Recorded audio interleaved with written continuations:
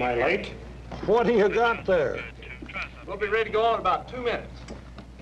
A mirror. Picked it up down in an antique shop downtown. Only cost $4. Looks like it's worth a lot more than that. I thought so. I thought maybe Jane would like to have it for her bedroom. Well, it's fitting enough for our golden anniversary. Gentlemen, what if this mirror really were something very special, and by looking into it, you could see into the past? Well, I am looking into it, and I'm looking at the past. Look at those wrinkles.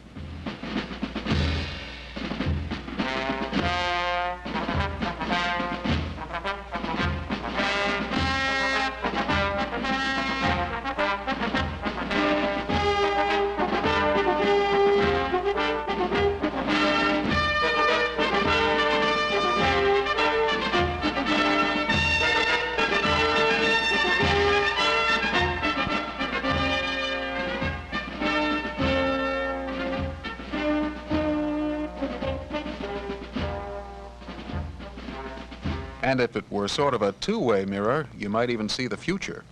That would make it a pretty fair $4 investment. Well, let's try that. Here at the midway point in the first century of the American Legion, let's try to look ahead and see what's in store for Legionnaires and the American Legion in the next 50 years. Well, it'll be a lot easier for us than for the men who founded the American Legion. They had no precedent. We have 50 years of it. So before we go to looking through this mirror to see what we'll see in the next 50 years, let's ask how good Theodore Roosevelt Jr. and his friends were at predicting the future back in 1918. Lieutenant Colonel Theodore Roosevelt Jr. called a caucus for the American Expeditionary Forces in Paris, and on that action he became known as the father of the American Legion. Roosevelt gave his time and energy in planning the March 15 to 17th Paris caucus and called to order the next meeting in the United States in May 1919 at St. Louis, Missouri. These were the crucial moments of the start of the American Legion. The founders decided that American Legion membership should be open to all veterans who had served honorably in the armed forces of World War I. Later, we extended membership to veterans of World War II and the Korean War and to the Vietnam conflict. So just 49 conventions ago, the American Legion was only a band of men made up by the 1st Expeditionary Force. And today, it's an organization of 2.5 million men meeting at more than 17,000 posts around the world. From humble beginnings, the American Legion grew to include men from all walks of life. Presidents Truman, Eisenhower, Kennedy, Johnson. The past 50 years have given us the men of the time, the country's leaders.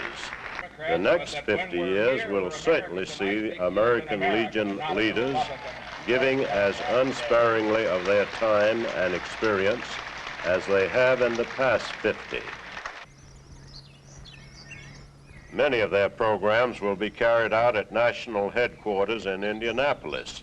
The operating divisions in Indianapolis include administration, child welfare, finance, emblem, Americanism, and at the Washington headquarters, work includes rehabilitation, employment, national defense, public relations, veterans preference, and legislative work. It is also in Washington that the American Legion keeps its window on national and international affairs, affecting its members and the country as a whole. Legionnaires have seen firsthand in the last 50 years the mixture of tragic wars and uneasy peace. In our golden mirror, we see the future 50 years.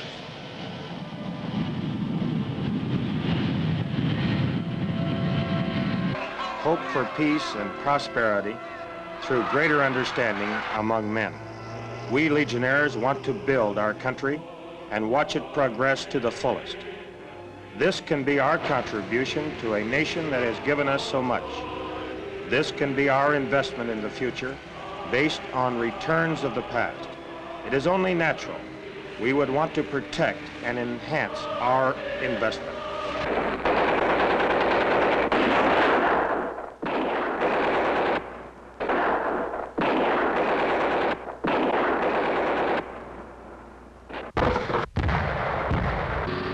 and to protect the investment you work from within to strengthen it. Absolutely. At the same time, we simply don't want to be robbed unexpectedly.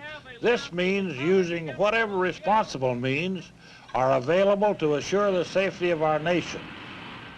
We will remain prepared, for our military encounters in the past dictate this. Veterans since the Revolutionary War have been intensely concerned with seeking national security as a form of peace. In the next half-century, Legionnaires will surely continue to protect American sovereignty and rights. We shall also seek world peace on the premise that a diplomatic front is wiser than a military front. That's why we will be active in voicing our support and opinions in the United Nations and similar agencies. We were an observer in San Francisco, where the United Nations organization took substantial form. At its national convention that year in Chicago, the American Legion voted its full approval of the United Nations. We later advocated strengthening of the UN Charter. Strengthening our defense, whether it be through arms or peaceful measures, will preserve us, our heritage, and the country itself. We could ask for nothing less. Protection, because we want to safeguard what we hold dear, our families, homes, cities, and farms, the land we live in. That's why in 1919, the American Legion's Committee on Military Policy met at the National Convention in Minneapolis to discuss such proposals as universal military training, retention of a small regular establishment, creation of a citizens' army composed of an organized reserve and National Guard units. Today, this is all very much taken for granted. But yesterday, in the last 50 years, we were using foresight as we hope to do tomorrow in the next 50 years, to prepare ourselves for what the future will bring.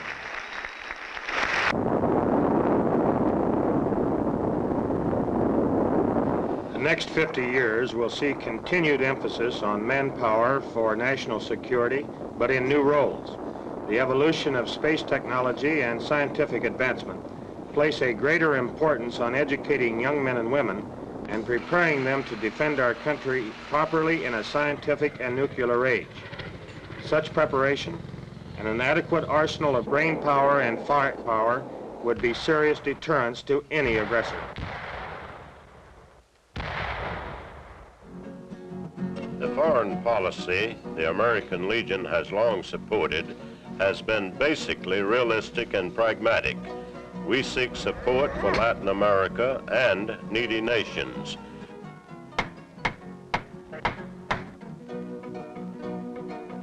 We seek support for NATO, for our own protection and that of our allies. But we are just as strong in voicing our opposition to those who show themselves as enemies of the peace. The American Legion was the first veteran group to label Adolf Hitler as an enemy, as well as Joseph Stalin. The next half-century will see our renewed support for the underprivileged nations, those just now emerging, those that face the burdens of poverty, natural disasters, and war. We will continue to offer new suggestions and assistance for the United Nations and world agencies dedicated to better international understanding. And we will not permit injustices in international relations to go unnoticed. Well, it sounds to me as if the American Legion has been an organization that from the very beginning has always looked to the future. I think that's so. We've always felt that an adequate defense would provide protection from nuclear offense. And then our strength comes from the youth of America who will be our future leaders. Now take American Legion baseball. No mystical power ever needed to predict the future of this kind of American Legion life. It will go on forever. 2/3 of all the big league ball players today played American Legion ball in their youth. The number of teams will change, the eager faces will change, The batting averages will change, but American Legion baseball will be the same brilliant success 50 years from today. Our young people in the year 2018 will be able to look back to these times and won't forget the guidance they received through Boys State and Boys Nation. These two important American Legion activities will always give an inside look at the demands of good citizenship and civic responsibility to thousands of young citizens. Further training and character building has been practiced through the Boy Scouts of America. American Legion posts throughout the nation sponsor some 4,200 scout units, Cub Packs, scout troops, and explorer units. Our future, of course, rests in the new generation. So we will continue to do all possible to protect them, to guide them, to teach them, and present them with opportunities for success. Is there any phase of the American Legion programming that seems to remain static year after year, or is it all one big dramatic movement? Some activities, if they tend to appear similar every year, do not necessarily lack the excitement of change. I think we can safely say our musical and marching units will be just as exciting and inspiring in the year 2018 as they are this week at the 50th convention. Bugles might go electronic. Our flags might have built-in breeze makers for calm days. But the pageantry that puts a shiver down your back will be there. The color guard.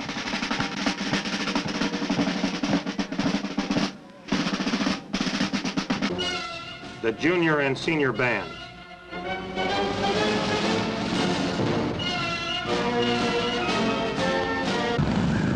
Motorcycle drill teams.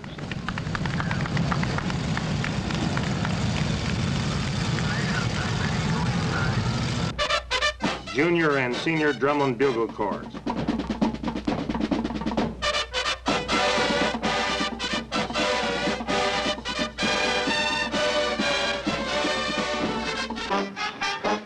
Those magnificent parades, they'll always be the most spectacular in America.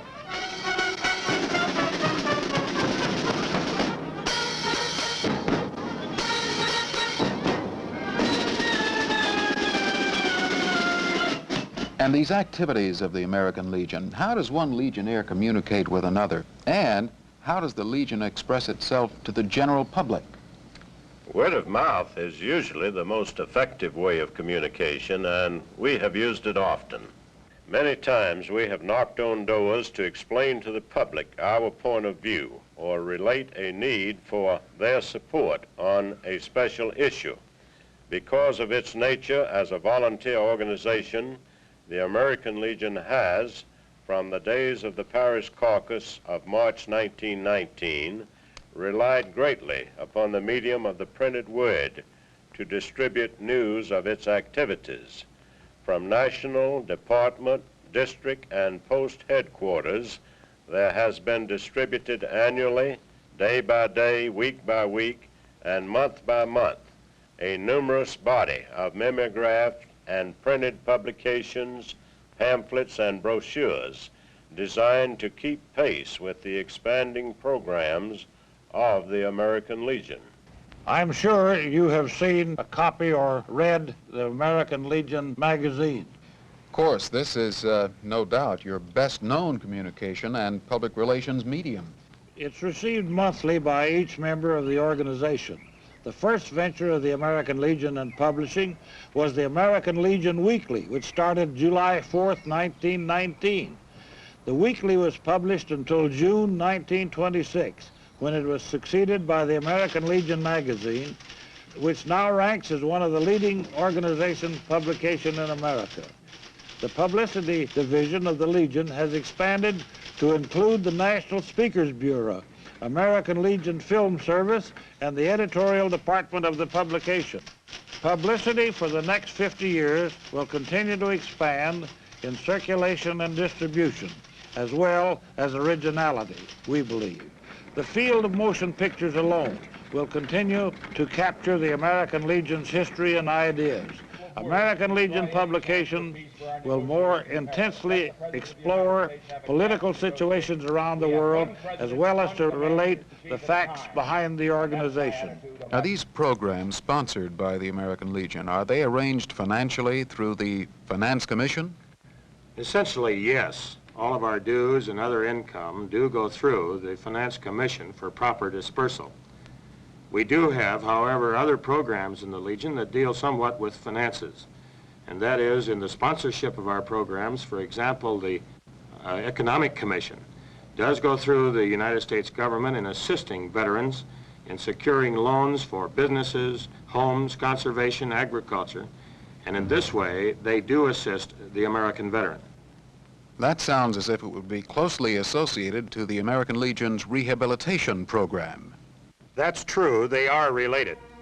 After the initial shock of being disabled, the veteran often suffers a more tragic fate, unable to find a job. He feels he is able and ready to work, but where is the employment opening?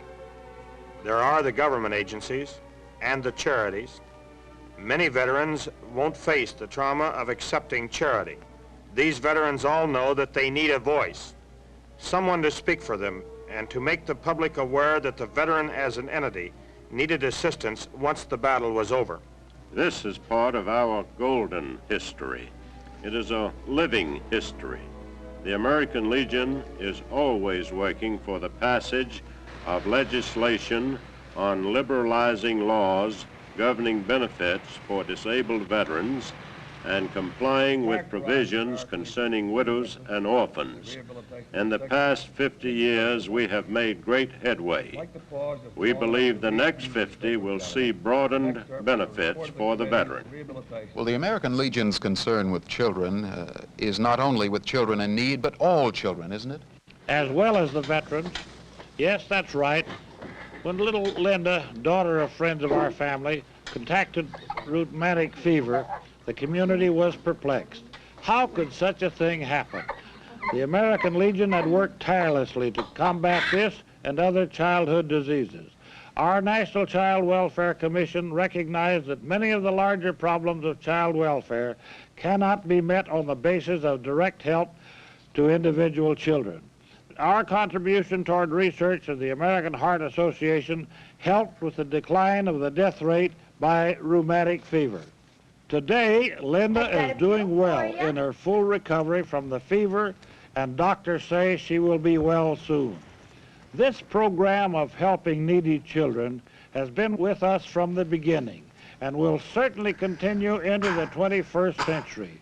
The Golden Mirror has reflected our emphasis on the home as key to family stability, and the mirror now projects the contributions we have made and the fact that our initiating action encouraged other organizations to contribute toward home care for children. You Legionnaires are strong for uniforms and pageantry and ceremony. I suppose this naturally evolves from your military backgrounds. I would say so.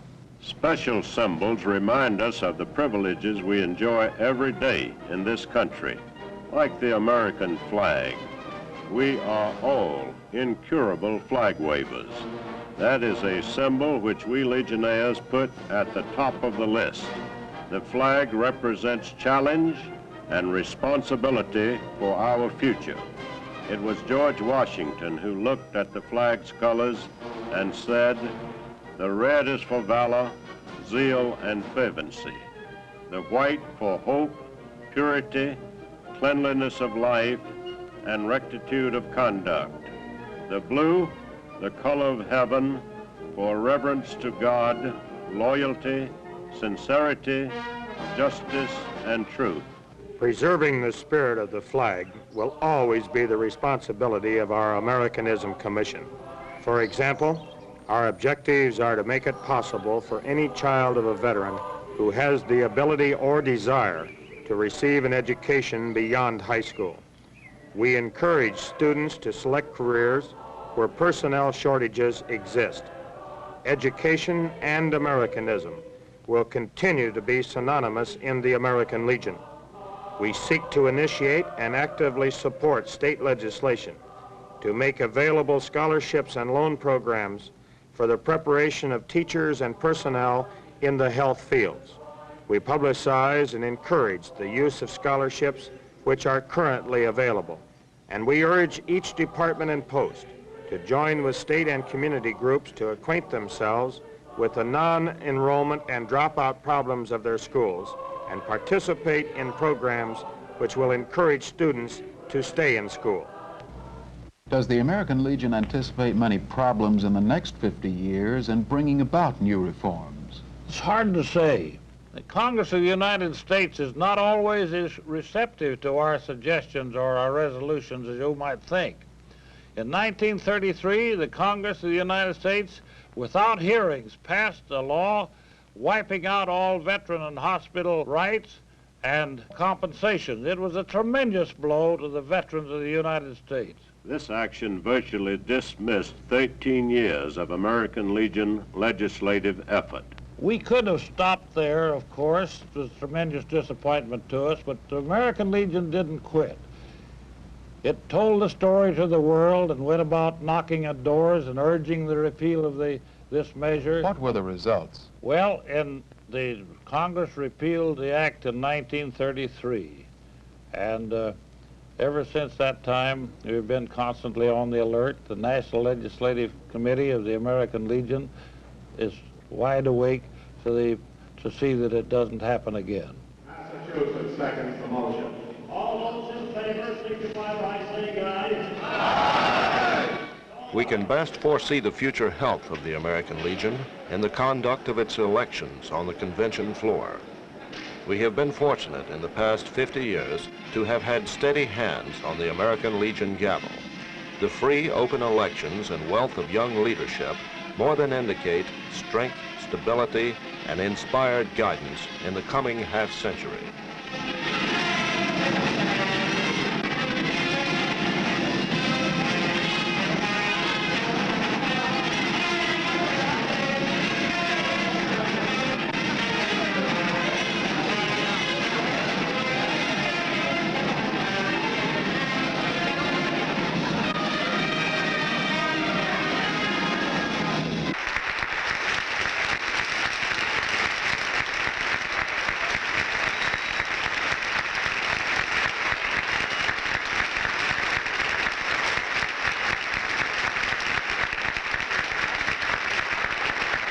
When the convention is over, gentlemen, what are your immediate plans? Well, many of us plan to take a sort of sentimental journey to St. Louis, Missouri. It was the spring of 1919 when 1,100 delegates from all the states drew the blueprint of the American Legion. They approved the principles set forth at the Paris caucus, adopted a tentative constitution, and created the machinery to provide for permanent organization.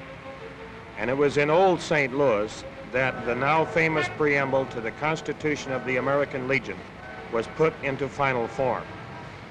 That was the old St. Louis. Of course, St. Louis, with its new skyline, fresh smell of progress, and beautiful gardens, has hardly stood still. That city, too, looks to the next 50 years with anticipation. Maybe that's why we're looking forward to our visit. St. Louis wants to share the future with the American Legion. While in St. Louis, we will visit the home of Anheuser-Busch, now a National Historic Landmark.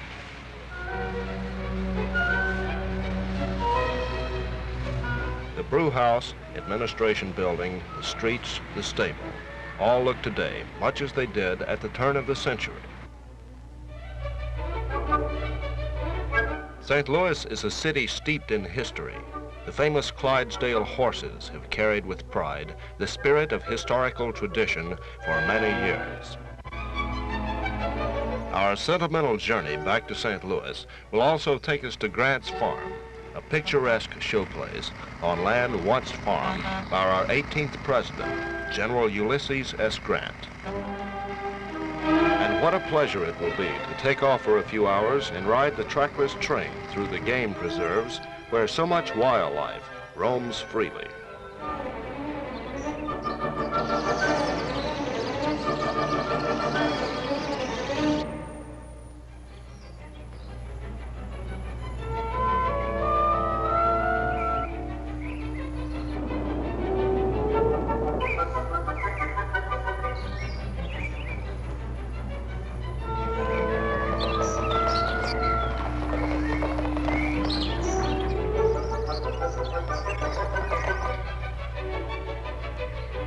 We will visit the Bauernhof and see the trophy room, the riding stables, carriages and sleighs. The trip to St. Louis will bring back good memories to Legionnaires in the city where it all began. I want to thank you, past commanders, for being with us today, and I'm wondering, do you think that golden mirror will continue to reflect the kind of image you're seeking? We think the golden mirror will continue to be polished and the image will remain strong. The American Legion is a part of the fabric of American life, and that we will remain strong during these coming 50 years, strong and protected.